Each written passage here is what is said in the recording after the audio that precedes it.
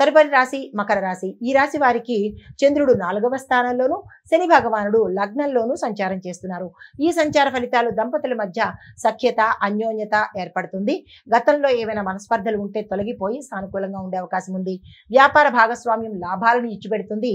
మీరు ఎవరైనా భాగస్వామ్య వ్యాపారాలు చేసుకోవాలన్నా, కొత్తగా భాగస్వామ్య వ్యాపారంలోకి రావాలన్నా, అగ్రిమెంట్లు చేసుకోవాలన్నా, ఇలాగా ఏ పని చేద్దామన్నా ఈరోజు మంచి అవకాశం కనబడుతోంది. మకర రాశి వాళ్ళు వృధా చేసుకునే ప్రయత్నం చేసుకోకండి.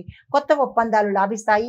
భాగస్వామ్య వ్యాపారాలతో పాటు మిగతా వ్యాపారాలు కూడా మీరు ఊహించిన దానికన్నా అధిక మొత్తంలో లాభాలు వచ్చే అవకాశం కనబడుతోంది. ఉద్యోగంలో మద్దతు లభిస్తుంది. దీంతో పాటు ప్రమోషన్స్, ప్యాకేజీ పెరిగే అవకాశం ఉంది.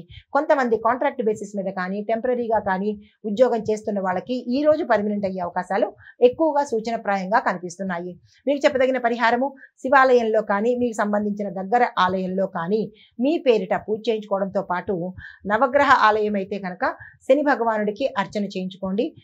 శివాలయం అయితే కనుక శివుడికి మీ పేరిట అర్చన చేయించుకున్నట్టయితే కనుక మంచి ఫలితాలు పొందుతారు.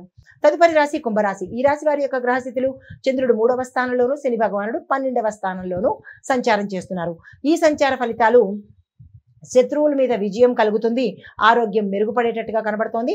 ఉద్యోగంలో విజయాలు, వ్యాపారంలో లాభాలు.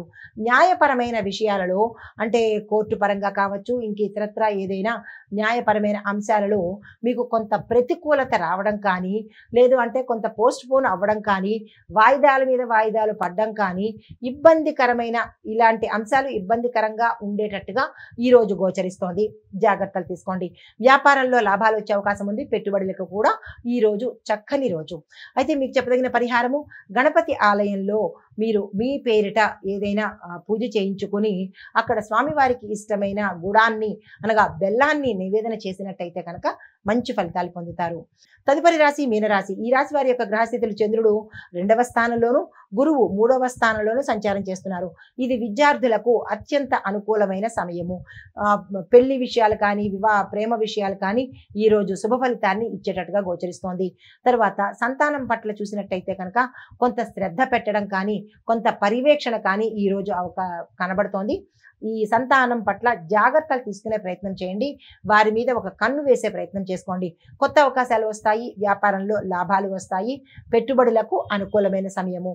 మీకు చెప్పదగిన పరిహారము, ఈరోజు విష్ణు ఆలయం కానీ, మహాలక్ష్మి అమ్మవారి ఆలయం కానీ దర్శించేటప్పుడు మహాలక్ష్మి అమ్మవారికి అయితే కనుక తెల్లని పువ్వులను తీసుకువెళ్ళండి. విష్ణుమూర్తి ఆలయానికి అయితే కనుక తులసి దళాలను కానీ, తులసి మాలను కానీ సమర్పించి మీ పేరిట పూజ చేయించుకున్నట్టయితే కనుక మంచి ఫలితాలు పొందుతారు.